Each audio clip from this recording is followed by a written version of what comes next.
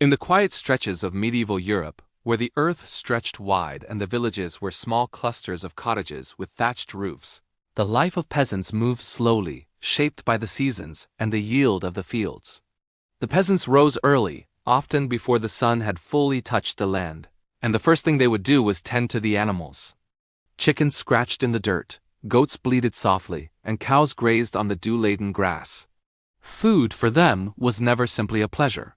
It was a necessity, a careful balance of what the earth provided and what their own hands could cultivate. Breakfast, if it could be called that, was a simple affair. Often, it consisted of bread coarse, heavy, and dark, baked from barley, rye, or sometimes wheat if the lord of the manor allowed it.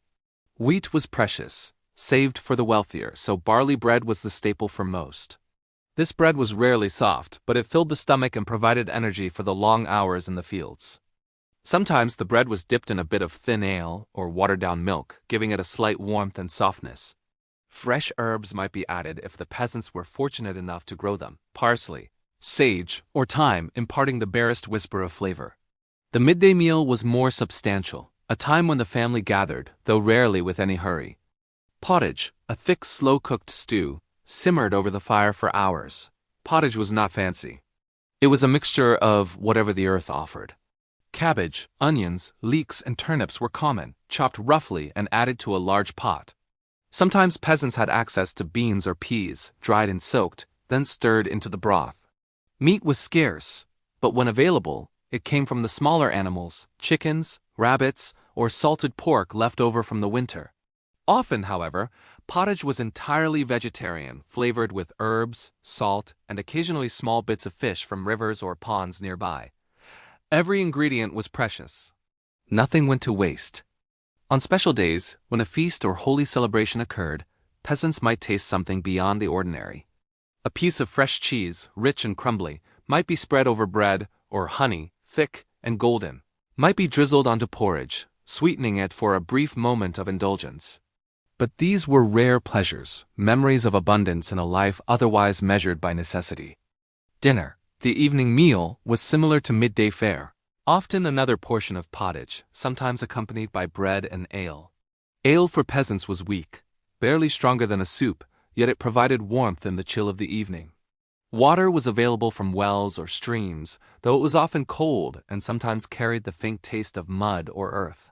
Peasants drank it without complaint, for it was the only alternative. Seasonal changes dictated what peasants ate more than any desire or whim. Spring brought fresh greens, nettles, wild onions, sorrel, and sometimes wild garlic. Summer offered berries, cherries, and apples, either eaten raw or baked into rudimentary cakes. Autumn was the time for root vegetables, harvested and stored for the harsh months to come. Winter required careful rationing. Dried grains, preserved vegetables, and salted meats sustained families when the soil was frozen and the wind blew cold across the village. Hunger was a constant companion, not always in its sharp pangs, but in the dull ache that settled at the edges of the stomach. Children learned early that a small meal was better than none, that the crust of bread must be cherished, and that the last sip of ale should never be wasted. Meals were quiet times, broken only by the soft clatter of wooden bowls and spoons, the occasional hum of a lullaby or the gentle snort of a pig outside in the sty. Even the simplest foods carried ritual and routine. Before eating, the family might say a brief prayer, thanking God for the harvest, for the livestock, for the labor that allowed them to sit together. Food was more than sustenance. It was survival, community, and faith entwined in a daily pattern that repeated through every day of the year. Every bite was a reminder of labor, patience, and the slow rhythm of medieval life. Bread could be thick and dense, baked in communal ovens, cooled in the air, and stored in wooden boxes to last for days. Pottage could vary from thin broths to thick hearty stews, its flavor dictated by what was available and the skill of the cook.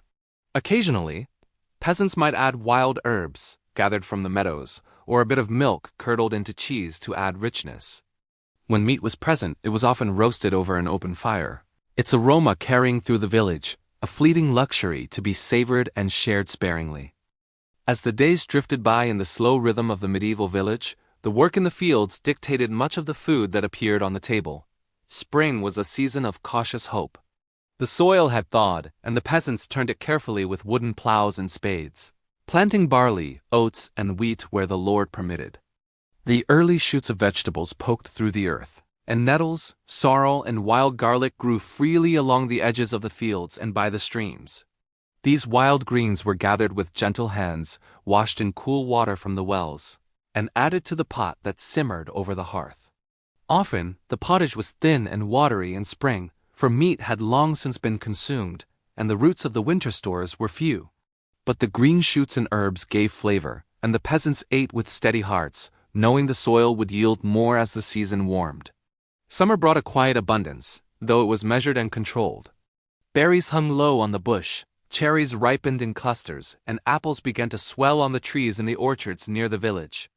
Children ran through the fields, their laughter soft and fleeting, plucking fruit with sticky fingers, sometimes returning to the family table with small bundles of sweetness. Meals in summer were lighter. Porridge, thickened with oats or barley, could be eaten cold with fresh milk if the heat pressed too heavily by the fire. Vegetables were plentiful: beans, peas, cabbages, and cucumbers. Occasionally, the village pond provided a small fish, and if the lord of the manor allowed, a rabbit or chicken might be added to the pottage, making it richer and more sustaining. Bread remained a constant, its coarse texture unchanging, often still warm from the communal oven, providing a filling complement to the simple stews and porridges. Autumn was a time of labor and preparation. The harvest defined the peasant ear, and the fields echoed with the low sounds of scythes cutting grain, the rustle of stalks as they were gathered, and the occasional call of birds overhead. Turnips, parsnips, and carrots were pulled from the ground, washed and stored in cellars, often layered in straw to preserve them through the long winter. Apples were pressed into juice or dried, small bundles of sweetness to carry the taste of summer into the months of cold. Peasants boiled or roasted what they could, often eating simple combinations of grains and vegetables. Bread remained, sometimes dipped into thin ale or sprinkled with a little salt. Ale was weak, nourishing more than intoxicating, yet it warmed the stomach and softened the dry texture of barley bread. Every meal was quiet, almost meditative, as families prepared for the harsher months to come. Winter, when the wind howled across the frozen fields and smoke curled from every chimney, was the most challenging time for food. Dried grains were ground carefully into coarse flour, boiled into thick porridge, or baked into dense loaves. Root vegetables, preserved and stored, were eaten with what little meat remained, often salted pork or bits of fish that had been smoked or pickled. Milk was stretched carefully, sometimes turned into cheese that would last weeks. Ale became thicker, the slight sweetness comforting against the cold. Every meal required planning. Nothing was wasted, and leftovers were often saved, reheated, or mixed into new pottages. In some villages, the wealthier peasants might have access to honey, a few eggs, or the occasional chicken. But for most, winter was a season of modesty, patience, and endurance. The tools of food preparation were simple.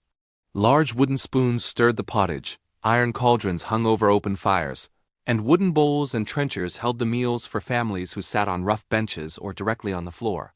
Hands, weathered from work in the fields, handled the food carefully, for every bit mattered. Bread was torn into small pieces. Vegetables were chopped with basic knives or broken apart by hand. Salt, when available, was used sparingly, and herbs were precious. Each meal, though plain, carried a quiet dignity, a reminder that the survival of the family depended not on luxury, but on care, consistency, and the small rituals of daily life. Occasionally, the village would experience a feast, a brief departure from routine. Holy days, weddings, or the rare festival allowed peasants a glimpse of abundance. Fresh cheese, thick cream, honey, eggs, and even rare spices might appear. Meat, roasted over an open fire, would be shared among families, though still measured and portioned carefully. Such occasions were marked with quiet excitement, the aroma of roasting meat filling the air, the sweetness of honey lingering on the tongue, and the satisfaction of eating beyond necessity. Yet these were rare, and soon the life of pottage, bread, and ale returned, as the slow rhythm of medieval survival resumed. Children learned early the taste of simplicity.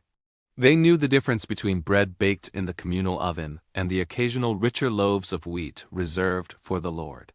They knew the flavors of wild herbs and the occasional tang of curds or fresh milk. Meals were not rushed. The day had its pace, and so did eating. Each bite was deliberate, each sip measured. Hunger was a companion, but one that taught restraint and endurance. Families ate together, in the quiet light of the hearth, listening to the soft crackle of firewood and the occasional bleat or cluck from the animals outside. There was comfort in this constancy, in knowing that the routine, though simple, sustained them through every season. Within the modest cottages of the village, the rhythm of meals was steady and predictable as the turning of the seasons. Each day began with the gentle, muted light of dawn filtering through narrow windows, and the smell of a small fire burning in the hearth. Breakfast was often little more than a slice of coarse bread, sometimes softened by a bit of milk, or a spoonful of leftover pottage warmed gently over the flames. Children, still sleepy, ate quietly, the simplicity of the meal shaping the quiet start of their day. Adults, hardened by years of labor, ate more deliberately, savoring the nourishment that would sustain them through hours of bending in the fields, carrying water, or tending to the animals. The pottage itself varied in texture and flavor depending on what the earth had yielded and what could be spared from the stores. Sometimes it was a thin, watery concoction of beans, peas, or barley, simmered with onions or cabbage, barely seasoned yet filling. At other times, when the Lord permitted or a small fortune had been saved, the pottage thickened, enriched with small scraps of salted pork, dried fish, or even the occasional egg. Every ingredient was considered carefully. Nothing could be wasted. Roots might be peeled and boiled together, the water left over from the cooking reserved for animals, or even reboiled to flavor the next meal. Herbs, when available, were treasured wild parsley, thyme, or dill gathered from the fields, adding faint notes of freshness to the otherwise earthy tastes.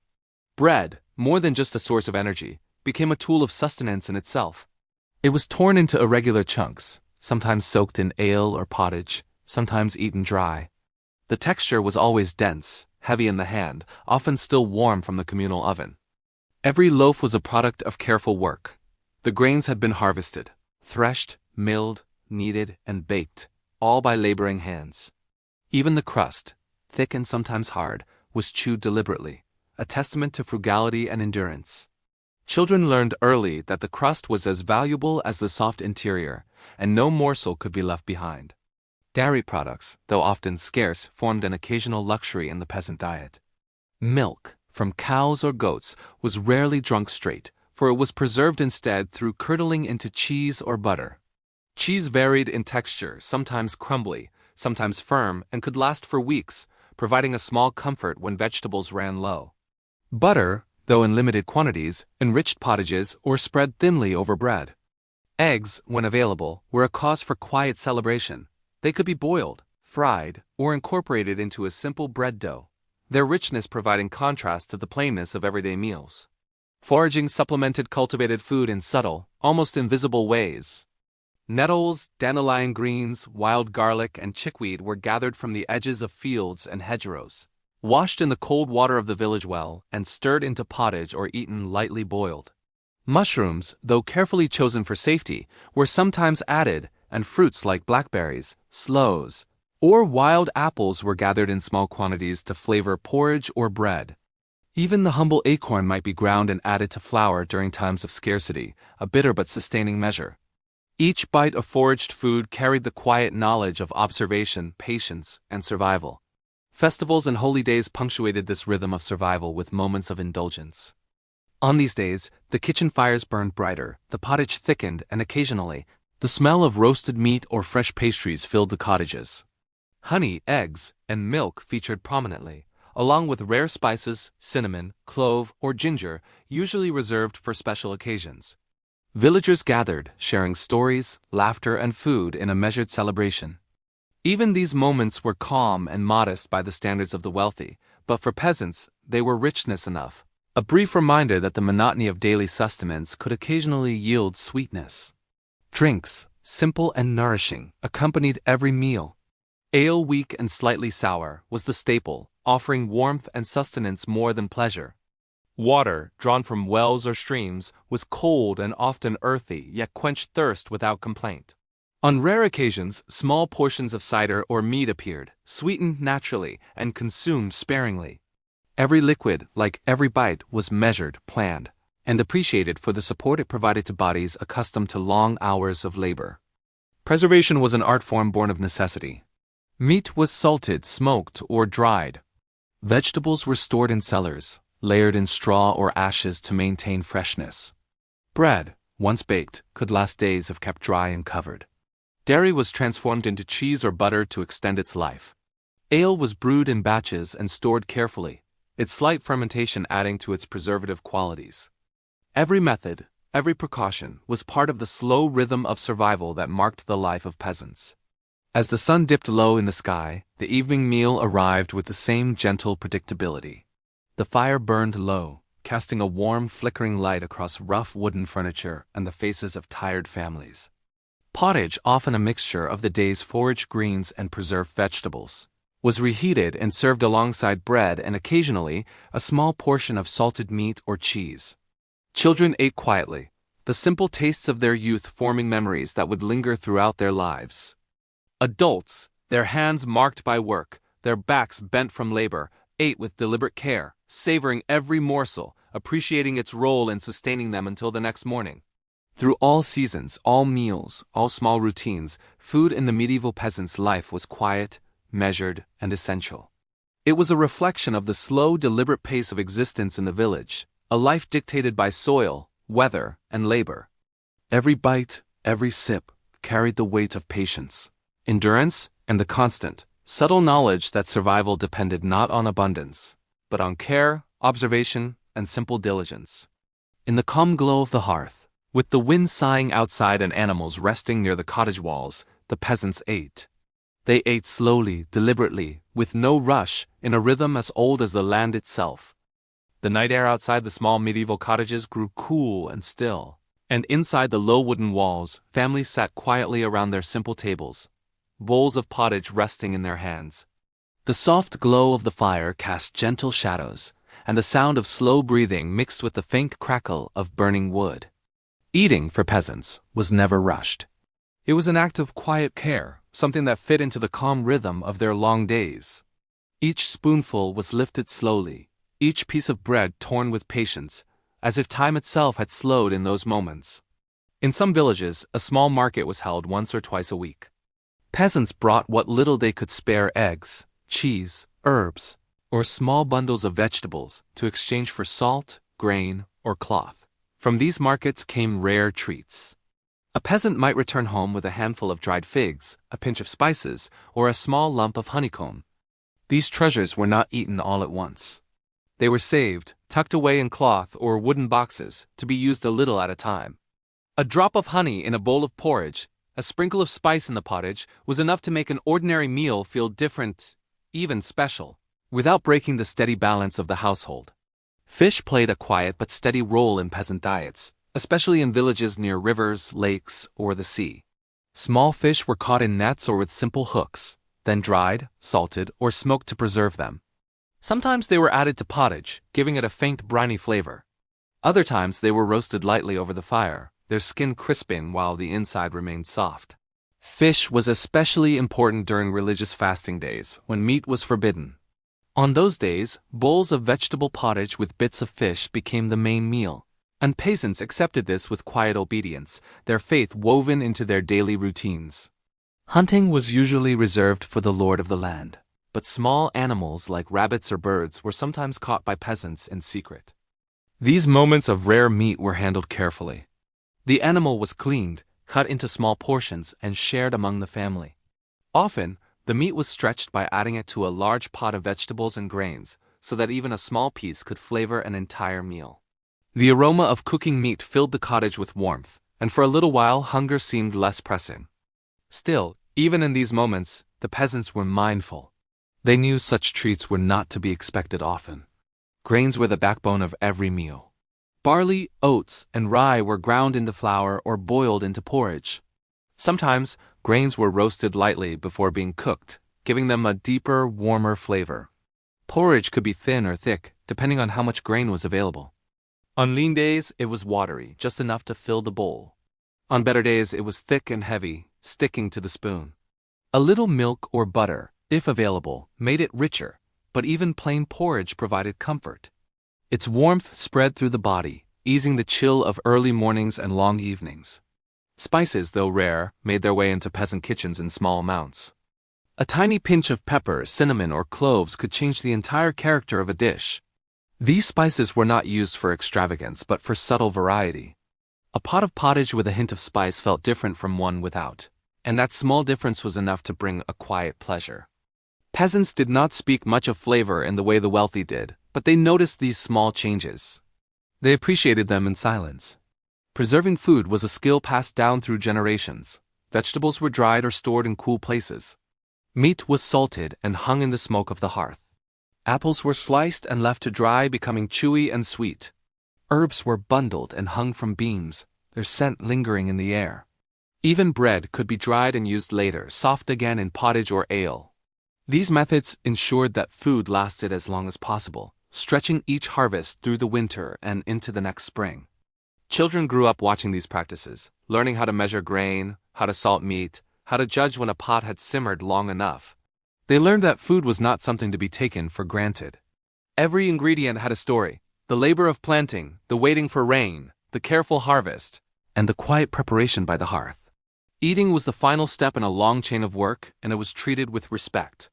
Even the animals shared in this cycle. Scraps from the table were given to chickens or pigs. Leftover water from cooking vegetables was poured into troughs. Nothing was thrown away without thought. In this way, the peasant household was a small, self-sustaining world, where every part had a purpose. As night deepened, the bowls were emptied and the fire burned low.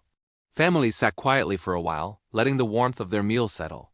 The taste of bread and pottage lingered gently, not sharp or exciting, but steady and reassuring. Outside, the wind whispered through the fields, and inside, the soft sounds of breathing and the creak of wooden beams filled the air. Tomorrow would bring the same routines: tending the fields, caring for animals, cooking simple meals, and eating together in quiet companionship. And so, in the slow, unchanging rhythm of medieval peasant life, food was not a source of drama or excitement. It was a constant, a gentle presence that supported every moment of the day. Through porridge and bread, through pottage and ale, through the careful use of herbs, grains, and small portions of meat, peasants sustained themselves. Their meals were simple, their flavors mild, and their routines steady, like a soft, endless hum that carried them through the years, one calm, nourishing bite at a time. In the early hours before sunrise, when the village was still wrapped in a soft, gray quiet, the peasants would begin to stir. A faint glow would appear in cottage windows as small fires were lit once again, and the familiar smell of smoke and grain slowly filled the air. Morning food was never elaborate, yet it was always prepared with care. Leftover pottage from the night before was warmed gently, stirred slowly so it would not burn, and served in simple wooden bowls. Bread, sometimes a few days old and slightly hard, was dipped into the warm stew until it softened. This was how the day began, not with excitement, but with a quiet sense of continuity. The slow pace of eating matched the slow pace of their lives. Peasants chewed carefully, feeling the warmth of the food travel through their bodies, giving them the strength to face another long day of labor. Even when the meal was small, it was enough to create a feeling of steadiness. The fields would still need tending, the animals would still need feeding, and the earth would still wait patiently for their hands. Food was simply part of this cycle, never separate from it. Some mornings there might be a small treat. A bit of cheese left from the previous week, a spoonful of honey saved for a special moment, or an apple carefully stored from the autumn harvest. These were not everyday things, but when they appeared, they were enjoyed slowly. A peasant might take a small bite, letting the sweetness or richness linger, then return to the plainness of bread and porridge. In this way, even the smallest luxury felt meaningful. During the long hours in the fields, peasants carried simple meals with them: a piece of bread wrapped in cloth, perhaps a bit of cheese or a boiled egg if they were fortunate. Water or weak ale was carried in small flasks. When the sun reached its highest point, they would sit on the grass or on the edge of a plowed field and eat quietly. There was no rush, no talking about taste or pleasure. The food was eaten because it was needed, because it kept their bodies moving. The earth beneath them, warm and steady, was as much a part of the meal as the bread in their hands. Vegetables were often eaten in their simplest form. A turnip might be roasted in the embers of a fire until it was soft. Cabbage leaves were boiled until tender. Onions and leeks added a mild, comforting smell to the air as they cooked. These foods did not need much preparation. They were nourishing just as they were, grown from the soil and returned to the body in a quiet, natural way. When the day's work was done and the light began to fade, the peasants returned to their cottages. Evening meals were prepared with the same calm attention as always. The pottage pot was filled once more, perhaps with different vegetables than in the morning, perhaps with a few grains added to make it thicker. Sometimes a small piece of salted meat was cut into tiny bits and stirred in, spreading its flavor throughout the dish. Even a little could make a difference, and that difference was enough. The act of cooking was slow and steady. A peasant woman or man would stand by the fire, stirring gently, making sure nothing stuck to the bottom of the pot. The smell of warm vegetables and grains filled the cottage, blending with the scent of wood smoke. Children might sit nearby, watching the steam rise, waiting patiently for their bowls to be filled. This waiting was part of the rhythm too, a small pause before the quiet satisfaction of eating. Bread was broken by hand, not cut. Pieces were shared among the family, each person taking what they needed. There was no waste, no excess. Even crumbs were gathered and used. Sometimes bread was used as a thickener, stirred into the pottage to make it more filling. This simple trick turned a thin stew into something heavier and more sustaining. On rare occasions, peasants might bake small cakes or flatbreads, using milk, eggs, and a bit of honey. These were not sweet like modern desserts, but they were softer and richer than everyday bread. Such foods were saved for special days, when the work was lighter or when the village celebrated something together.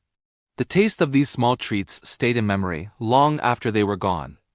As night settled in and the bowls were emptied, the peasants felt the gentle heaviness of a simple meal in their stomachs. It was not the fullness of abundance, but the steady comfort of having enough. The fire burned low, casting soft shadows on the walls. Outside, the animals settled into their own quiet rest. Inside, the family sat together, feeling the calm that came from a day of work and a meal that had done its quiet job. And so the cycle continued, day after day, season after season. Food in the medieval peasant's life was never dramatic. It was a soft, constant presence, like the steady turning of the earth itself. Bread, porridge, pottage, dibbles, and the occasional bit of meat or honey, these were the simple threads that wove together the fabric of their lives. In their quiet cottages, by their warm hearths, peasants ate, rested, and prepared for tomorrow, carried gently forward by the slow, nourishing rhythm of their meals. As the days drifted onward in the medieval countryside, the pattern of food and work continued without hurry or surprise. Each morning brought the same gentle rituals, and each evening closed them in the same calm way. In every cottage, the small table, often just a plank set across wooden supports, waited patiently for bowls of pottage and pieces of bread. It was a quiet center of the home where food passed from hand to hand, where the tired were comforted, and where the steady rhythm of survival was quietly honored. In some households, a small garden grew just outside the door. Here, peasants cultivated herbs and vegetables that would later find their way into the cooking pot. Sage, parsley, and mint grew in uneven rows, their green leaves soft in the sunlight. Cabbage heads slowly formed, heavy and pale. Beans climbed wooden sticks, and onions pushed their way up from the soil. These gardens were not meant for beauty. They were meant for nourishment. Every leaf and root was carefully tended, watered when the rains did not come, protected from wandering animals. When harvest time arrived, the vegetables were pulled from the ground and carried inside, their earthy smell filling the cottage. Some of these vegetables were eaten fresh, their flavors mild and clean. Others were preserved. Onions and garlic were braided and hung from beams to dry. Beans were left to harden in the sun, then stored in sacks. Cabbage was sometimes chopped and salted, slowly turning into a sour, long-lasting food that could be eaten when other vegetables were gone. These quiet acts of preservation were done slowly, with steady hands, often while sitting by the fire in the evening. The work was repetitive, but it was comforting because it meant food would be there in the colder months. Bread baking was another steady ritual. Once a week, or sometimes once every few days, the women of the village would gather at the communal oven. They brought their dough in simple wooden bowls, shaped it into loaves, and slid it into the hot oven with long wooden paddles. The smell of baking bread filled the air, drifting through the village like a gentle promise. When the loaves were done, they were taken home, wrapped in cloth, and placed carefully on shelves or in boxes. For days afterward, that bread would be part of every meal, broken and shared, softened in pottage, or eaten plain. Ale brewing followed a similar pattern. Grains were soaked, boiled, and left to ferment in large tubs. The resulting drink was cloudy and weak, but it was safe to drink and provided nourishment. Every household had its own way of making ale, and the taste varied slightly from one cottage to another. It was not something to be judged or compared. It was simply part of daily life, poured into wooden cups and sipped alongside meals. On days when work was especially hard, such as during harvest or planting, peasants might eat a little more than usual. A thicker pottage, an extra piece of bread, or a spoonful of butter could make a difference. These small increases were enough to give them the strength to keep going. Even then, the meals remained simple. There was no indulgence, only a gentle adjustment to meet the body's needs. The children, growing in this environment of quiet simplicity, learned to recognize the subtle flavors of their food. They knew the taste of barley bread compared to rye. They could tell when a pottage had more beans than usual, or when a bit of meat had been added. These small changes were noticed, even if they were not spoken about. Food was not a topic for long discussion. It was simply part of life, as natural as breathing. Elders in the village often spoke softly of past years, of good harvests and bad ones, of times when food was plentiful and times when it was scarce. These memories were shared while eating, not with sadness, but with a quiet understanding of how fragile and precious each meal was. The younger ones listened, their spoons moving slowly, learning that the simple bowls in front of them were the result of much more than just cooking. As night fell, the village settled into its familiar stillness. The last bits of food were eaten, the bowls were cleaned with a little water and a piece of cloth, and the fire was banked for the night. The taste of pottage and bread lingered softly, a reminder that the body was fed and could rest. In this way, the food of medieval peasants was woven gently into every moment of their lives. It was never exciting, never excessive, but always steady. Through bread and grains, through vegetables and herbs, through the careful use of meat and dairy, they sustained themselves quietly. Their meals did not demand attention. They simply did their work, just as the peasants did theirs, day after day, in a slow, peaceful rhythm that flowed on without end. The quiet flow of life in the village continued, guided by the same simple meals and gentle routines. Even when the weather changed, when rain fell softly on the fields or snow lay thick on the ground, the peasants still found their way back to the hearth and the cooking pot. Food was always waiting in some form, even if it was only a thin porridge or a piece of dry bread. That small certainty brought a sense of calm to lives that were otherwise shaped by hard work and uncertainty. In the colder months, when daylight was short and the fields rested beneath frost, meals became even more important. The warmth of a bowl of pottage felt like a small fire inside the body, spreading slowly and easing the chill. Roots that had been stored in cellars, turnips, parsnips, carrots, were brought up and cleaned, then chopped into small pieces. They softened as they cooked, releasing a mild sweetness that made the stew feel richer than it truly was. Sometimes dried beans or lentils were added, thickening the broth and giving it more substance. Each spoonful was slow and steady, warming and filling without ever being too much. Bread in winter was often harder, baked weeks before and kept carefully to prevent mold. It was dipped into pottage or ale, soaking up liquid and becoming soft again. In this way, even old bread could be enjoyed. Nothing was thrown away if it could still be eaten. Even crumbs were gathered and added to the pot, thickening the stew just a little. This careful use of every scrap was not something the peasants talked about. It was simply how things were done.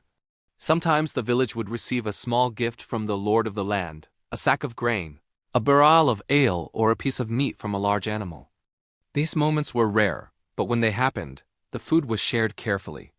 A bit of meat might be added to several days' worth of meals, its flavor spreading gently through the pottage. Even a small portion could bring a quiet sense of abundance, though the peasants remained modest and restrained, knowing that such gifts were not guaranteed. The sound of cooking was always soft. The gentle bubbling of a pot, the quiet crackle of a fire, the scrape of a spoon against wood. These sounds filled the cottages in the evenings, creating a peaceful backdrop for tired bodies and calm minds. Children sometimes dozed by the hearth, the warmth and the smell of food making their eyes heavy. Adults sat nearby, resting after the day's labor, waiting for the meal to be ready. On Sundays and holy days, meals were slightly different. Even when fasting rules limited what could be eaten, there was a feeling of quiet ceremony.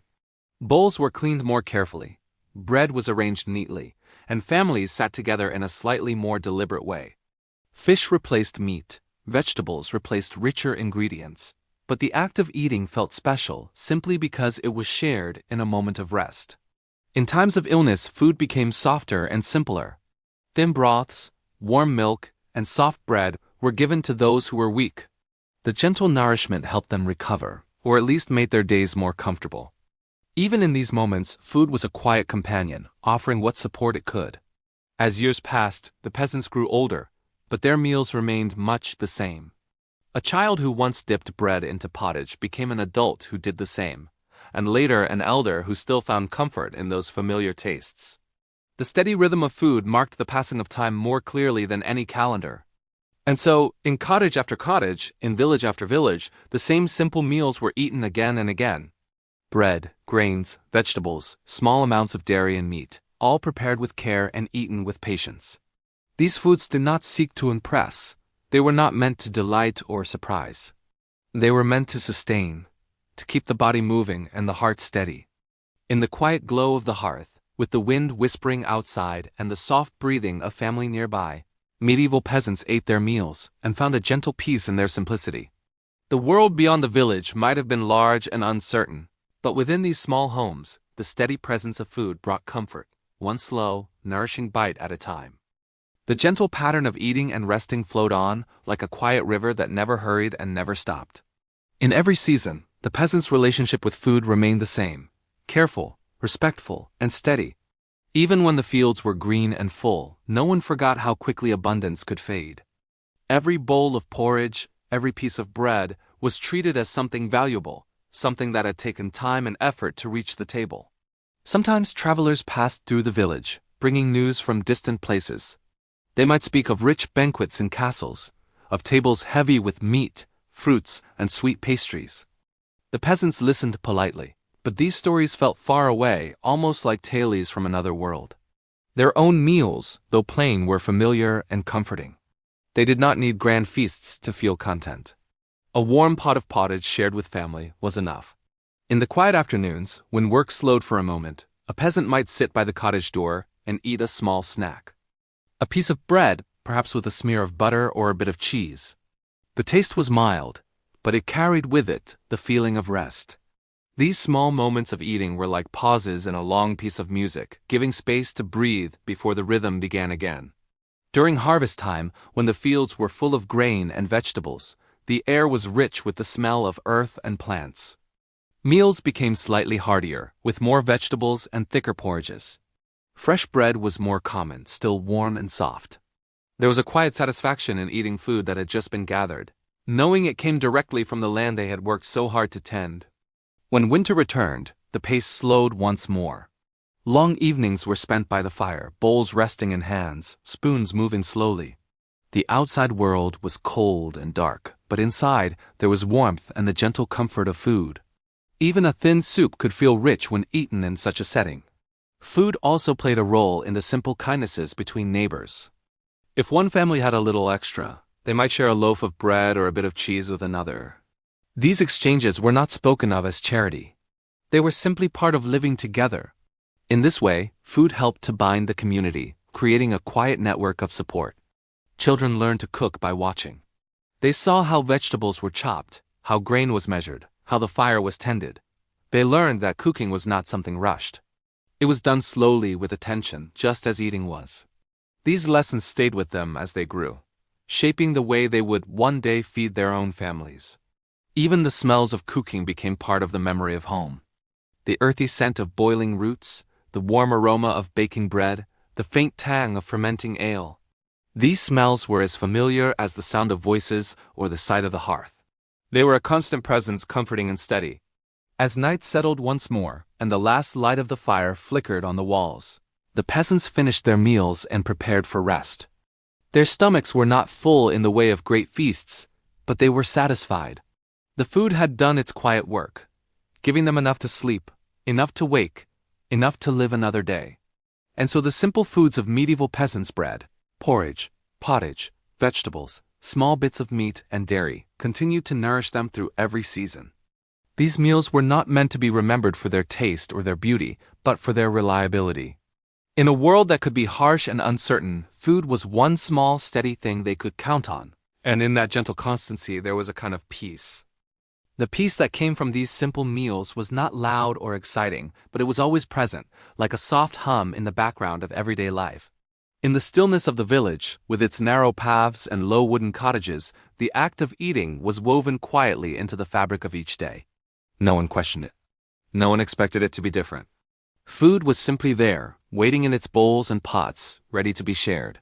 Sometimes in the early evening, as the sun dipped low and painted the sky in pale colors, families would sit outside their cottages to eat. A wooden bowl rested on a knee, a piece of bread in one hand, a spoon in the other. The air was calm, and the sounds of the village were soft, distant voices, the lowing of cows, the rustle of leaves. Eating in this gentle light made even the plainest meal feel peaceful. The peasants knew their foods well. They knew how long barley took to cook, how soft a turnip should be, how thick a porridge ought to be when it was ready. These things were not written down. They were learned through repetition, through years of doing the same simple tasks. Cooking and eating were not separate from life. They were life. On days when rain kept people indoors, the hearth became the center of everything. Food was cooked slowly, and the steam from the pot warmed the room. The smell of boiling vegetables and grains filled the cottage, blending with the scent of damp clothes and wood smoke. It was a comforting mixture, familiar and steady. The bowls of food that followed were eaten quietly, the sound of rain tapping gently on the roof. In times when harvests were poor, meals grew thinner, porridge had more water and less grain. Pottage had fewer vegetables. Bread was stretched as far as it could go. Even then, the peasants continued their routines. They cooked what they had, ate what they could, and waited patiently for better days. The act of sitting down to eat, no matter how small the portion, brought a sense of normalcy that helped them endure. When spring returned and the first fresh greens appeared, there was a quiet sense of relief. Nettles, wild onions, and young leaves were gathered and added to the pot. Their fresh taste was a gentle reminder that the land was waking up again. These simple greens, though plain, felt like a small gift after the long winter. The cycle of food and seasons never truly ended. It turned slowly, year after year, carrying the peasants along with it. Children grew, elders passed, but the meals remained much the same. A bowl of something warm, a piece of bread, a sip of ale or water, these were the anchors of daily life. As the village settled into another night, the fires were banked low, and the last bowls were set aside. The peasants lay down to sleep, their bodies tired but gently nourished. The food they had eaten, simple and steady, would carry them through the night and into the next morning. And so, in the quiet world of medieval peasants, food was not a story of luxury or excess. It was a story of constancy, of small, simple things done again and again, of bread broken and shared, of pottage stirred and eaten, of life moving forward one calm, nourishing meal at a time. The calm of the night wrapped itself around the village, and the soft rhythm of breathing filled the small cottages. In this quiet, food continued to play its gentle role, even in dreams, as the body slowly used the nourishment it had been given. The simple meals of the day, though plain, worked quietly through the night, restoring strength for the morning to come. When dawn returned, it brought with it the familiar pattern. A few embers were stirred back into flame, a pot was placed over the fire, and yesterday's pottage was warmed once again. The smell was mild, not strong or sharp, but comforting in its sameness. Bread was taken from its box, perhaps a little dry now, but still useful. Dipped into the warm stew, it became soft and easy to eat. This was how the day always began, gently and without hurry. Sometimes a peasant would add a small handful of grain to the pot, making the breakfast slightly thicker. Other times a few chopped greens from the garden would be stirred in. These small changes were enough to keep the meal from being exactly the same every day, yet never so different that it felt unfamiliar. The body recognized these foods, welcomed them, and used them. Midday meals, eaten in the fields or near the cottages, were just as simple: a piece of bread, a small bowl of porridge, maybe an onion or a bit of cheese. These foods did not demand attention. They were eaten while sitting on the ground, while watching the sky, while listening to the quiet sounds of work around them. Food fit easily into the day, never interrupting its flow. In the evenings, when families gathered again, the pot was filled once more. Perhaps a few beans were added, or a bit of dried fish, or a spoonful of butter if there was any. The pottage simmered slowly, and the steam rose in gentle waves. Children watched, waiting, their hunger quiet but steady. Adults stirred, tasting occasionally, adjusting the pot with small, careful movements. The act of eating was always calm. No one spoke loudly. There was no rush to finish. Bowls were held close, spoons moved slowly, and the warmth of the food spread through tired bodies. The firelight flickered softly on faces, creating a peaceful scene that repeated itself night after night. Even when guests visited, the meals did not change much. There might be a little more bread, a little more pottage, but the nature of the food remained the same. Guests sat with the family, sharing what was there, adding their quiet presence to the circle around the table. In this way, the food of medieval peasants was not just nourishment. It was a gentle thread that held their lives together. Through good times and hard times, through warm seasons and cold ones, the same simple foods returned again and again. They were reliable, steady, and quietly comforting. As another night settled over the village, the last of the food was eaten, and the fire burned low. The peasants rested, knowing that tomorrow would bring the same gentle pattern of work and meals.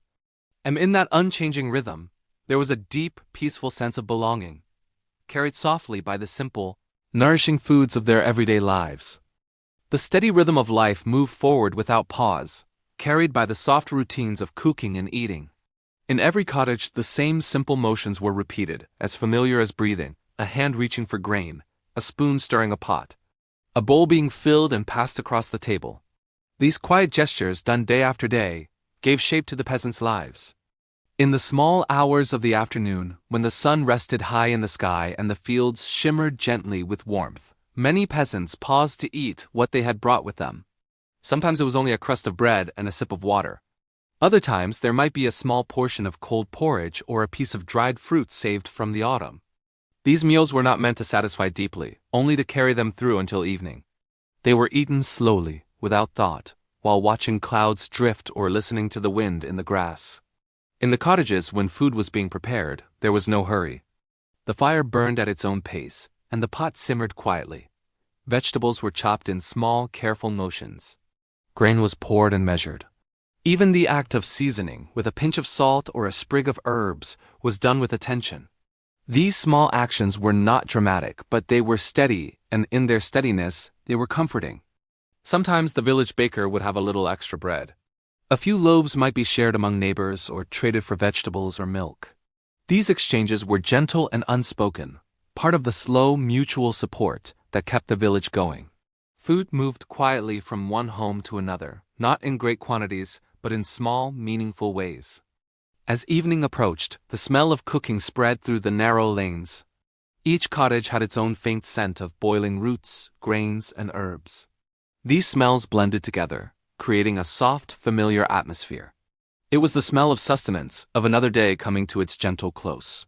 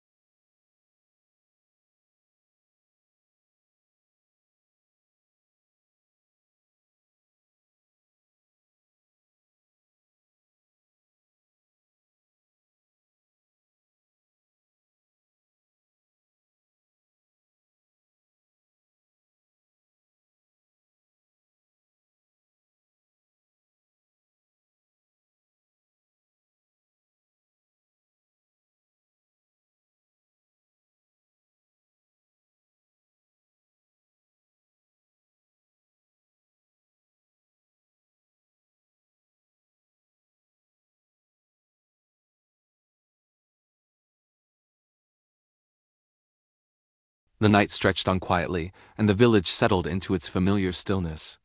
Outside, the wind whispered through the bare branches of trees, carrying faint hints of earth and smoke. Inside the cottages, the last embers of the fire glowed softly, warming the stones and the wooden floors, and the peasants lay resting, their bodies eased by the nourishment of simple meals. Even as they slept, the food they had eaten worked slowly within them, giving energy to muscles and calm to minds, preparing them to rise once more with the dawn. When morning came, it arrived gently, with pale light creeping through narrow windows. The soft warmth of the sun touched the fields, and the village began to stir. Smoke rose from hearths, and the familiar smells of cooking filled the air.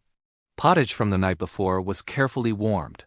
Bread was sliced or torn, and water or weak ale was poured into wooden cups. The act of eating was slow, deliberate, and calm. Nothing about it was hurried or noisy. It was simply a gentle continuation of the life that had gone before. Even when there was little to eat, the rhythm persisted. A thin porridge, a small piece of bread, a few leaves of herbs or vegetables, these were enough to keep the body moving. The peasants did not need extravagance to feel sustained. Each bite, each sip, was measured and appreciated in silence. Children learned to wait patiently, to chew slowly, and to respect the quiet presence of food.